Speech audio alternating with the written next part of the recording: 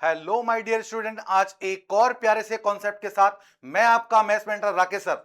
आज मैं सिखाऊंगा डिफरेंशियल इक्वेशन का एक और टॉपिक जिसमें हम डिस्कस करेंगे solution of differential equation.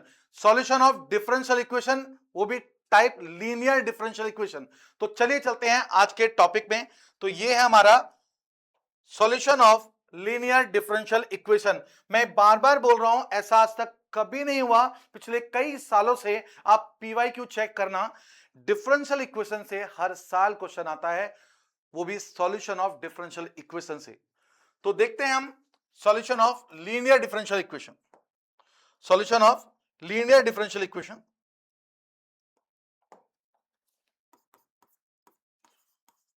Solution of linear differential equation. Student, ये टाइप क्या होती है? एक फॉर्मेट है। देखिए डिफरेंशियल इक्वेशन किस टाइप की दिखती है। ये है dy upon D x plus P y is equal to q. अगर हमारी डिफरेंशियल इक्वेशन इस फॉर्म में होगी तो सबसे पहले आपको क्या याद रखना है कि dy अपॉन डी एक्स को फ्री करना है और इसको इस फॉर्म में रिड्यूस करना है। इस फॉर्म से मेरा मतलब क्या है? जब भी कोई डिफरेंशियल इक्वेशन ऐसे दी हो जिसके अंदर dy अपॉन डी एक्स हो बट y एक ही प्लेस पे हो, वो भी सिंगल पावर के साथ। यहां p और q x की फॉर्म में कुछ भी हो सकता है, बट y पूरी इक्वेशन में एक ही जगह होगा, वो भी वन पावर के साथ। तो समझ जाना ये डिफरेंशियल इक्वेशन कौन सी वाली है? Linear differential equation. इसको शॉर्ट में सॉल्व करने के लिए सिंपल सा फंडा, 3 स्टेप में क्वेश्चन सॉल्व हो जाएगा। वो स्टेप क्या है? सबसे पहले तो आपने क्या करना है, find p and q। p और q कैलकुलेट कर लेने हैं बाय कंपेयरिंग। इसको कंपेयर करके, इस स्टैंडर्ड इक्वेशन से कंपेयर करके आपको क्या करना है, p और q की वैल्यू कैलकुलेट कर लेनी है। उसके बाद फाइंड करना है इंटीग्रेटिंग फैक्टर।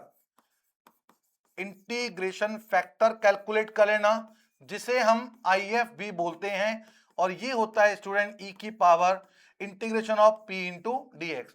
ये जो p की वैल्यू होगी उसका इंटीग्रेशन कर देना e की पावर में। And then last step solution, और लास्ट स्टेप हो जाएगा सॉल्यूशन। सॉल्यूशन की मैं बात करूं तो सॉल्यूशन होता है y into i f is equal to q into i f into d x. ये इसका सॉल्यूशन हो जाएगा। यहां से सॉल्यूशन करेंगे। एक बात ध्यान रखिएगा, अगर e की पावर की फॉर्म में जब आई एफ आप कैलकुलेट करते हैं और वो अगर e की पावर e बेस x आ जाए तो ये आपको पता होगा, अंडरस्टूड होगा, लॉगरिथमिक। जब आपने पढ़ा होगा बेसिक मैथमेटिक्स, लॉग उसमें पढ़ा होगा तो उसने आप देखा होगा ये कैंसिल होके क्या बचता है बच्चे? एक्स बचता है। तो ये बात आपको ध्यान रखनी होगी।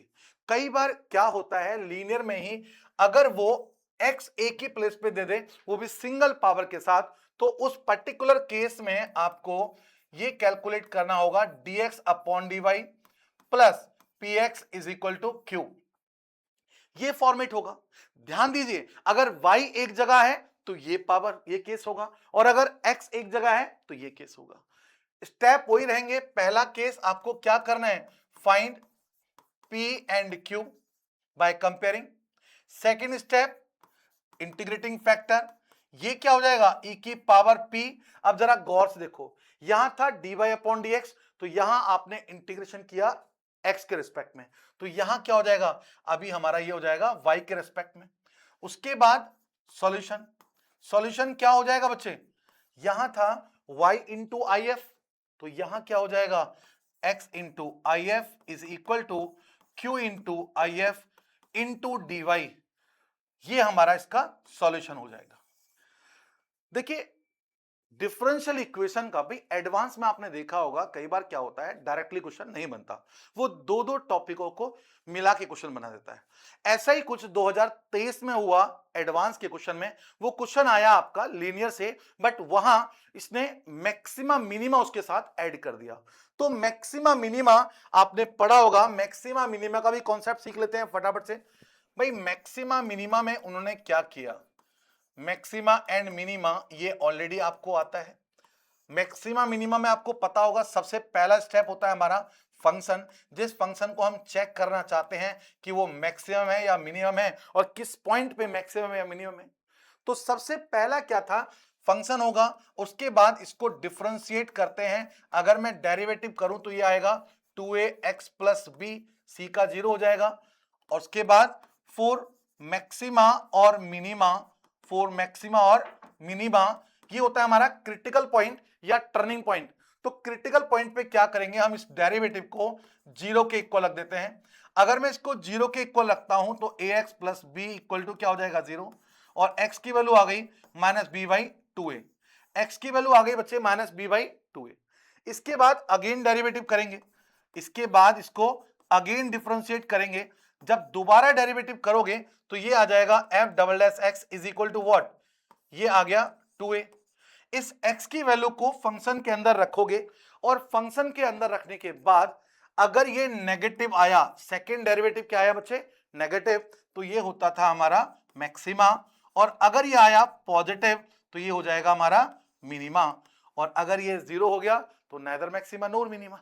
तो ये था हमारा कॉन्सेप्ट अभी मैक्सिमा और मिनिमा का। तो चलिए चलते हैं वो क्वेश्चन देखते हैं जो 2023 में आया था दोनों टॉपिकों के मिला के।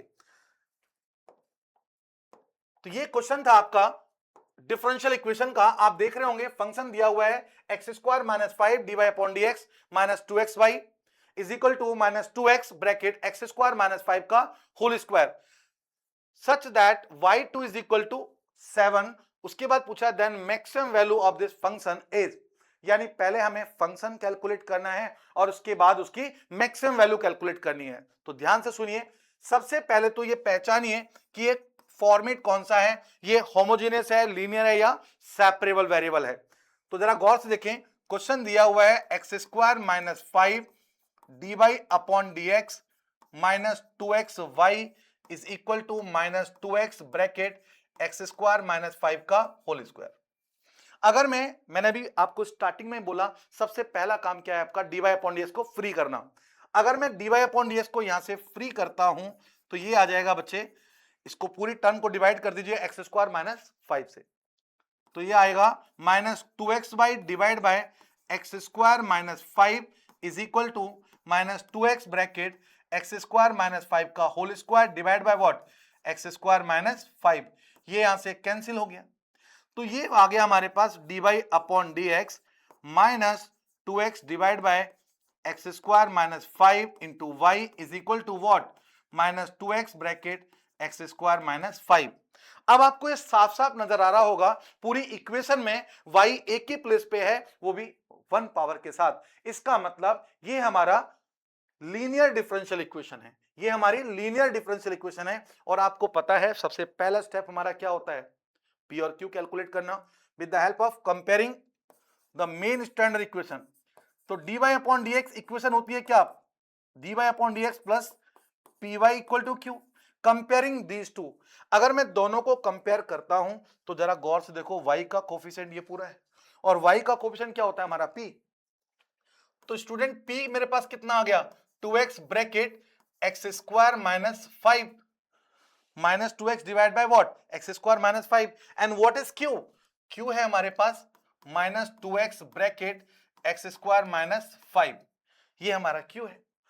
p और q मिल गया। उसके बाद क्या था, इंटीग्रेटिंग फैक्टर if निकालते हैं, ये होता है e की पावर p का इंटीग्रेशन।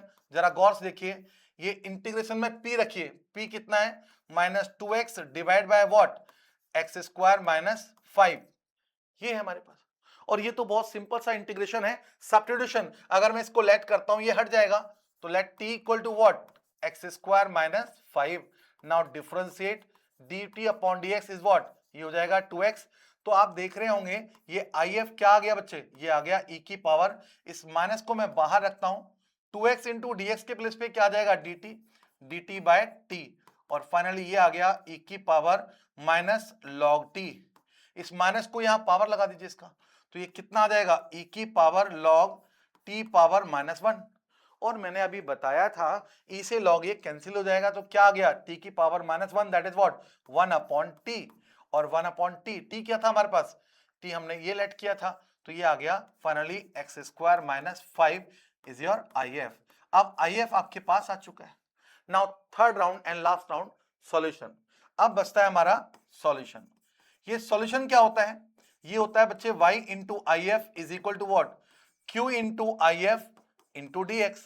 बस वैल्यू पुट करिए, y into i f is what x square minus 5 and what is q, q कितना है जरा गौर से देखो, सॉरी आई एफ ये नहीं हुआ, 1/t था, आई एफ क्या हुआ, आई एफ क्या हो जाएगा देखिए जरा, यहां छोटी सी मिस्टेक हुई, आई एफ था 1/t, आई एफ आपका 1/t, रखिए जरा इसको, तो जरा गौर से देखिएगा 1/t था बच्चे, और t क्या था मेरे पास, t मैंने लेट किया था एक्स स्क्वायर माइनस 5, ये आया है आई एफ आपका।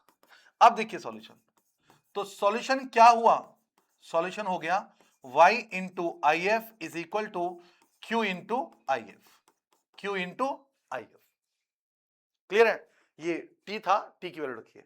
तो देखिए जरा गौर से, y into i f is what 1/x square minus 5 is equal to q and what is q, q कितना है मेरे पास, q तो मेरे पास ये है, जरा गौर से देखें, q कितना है मेरे पास -2x bracket x square minus 5 into i F and what is I f is what 1 divide by what x square minus 5 into dx, ये तो कैंसिल आउट हो गया, तो ये आ गया y divide by what x square minus 5 is equal to, ये -2x बचा, -2 कांस्टेंट है, बाहर हो गया x का इंटीग्रेशन, और बहुत इजी, x का इंटीग्रेशन क्या हो जाएगा देखो बच्चे, ये आ गया y divide by x square minus 5, ये तो इधर था, is equal to what -2, x का इंटीग्रेशन हो जाएगा बच्चे एक्स स्क्वायर बाय 2, 2 से 2 कैंसिल, और ये plus c, so finally y is what, ये आ गया minus x square into X square minus 5 plus C into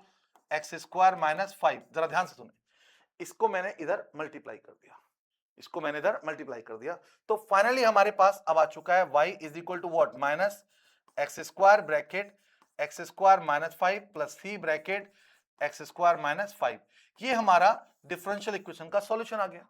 लेकिन क्वेश्चन को जरा गौर से पढ़िए, यहां लिखा था, अभी आप देख रहे होंगे y2 इज इक्वल टू 7, इसका मतलब क्या है, y2 देखिए, y ब्रैकेट में अगर 2 लिखा होता है, इसका मतलब ये हमारी x की वैल्यू होती है और ये हमारी y की वैल्यू है। चलिए आगे, इसको पहले मैं आगे लिख देता हूं, तो y हमारे पास कितना आ चुका था, y आ चुका है माइनस का X square bracket x square minus 5 plus सी ब्रैकेट एक्स स्क्वायर माइनस 5, एक बार रिपीट चेक कर लीजिए, हाँ बिल्कुल माइनस का एक्स स्क्वायर यही था, ठीक है।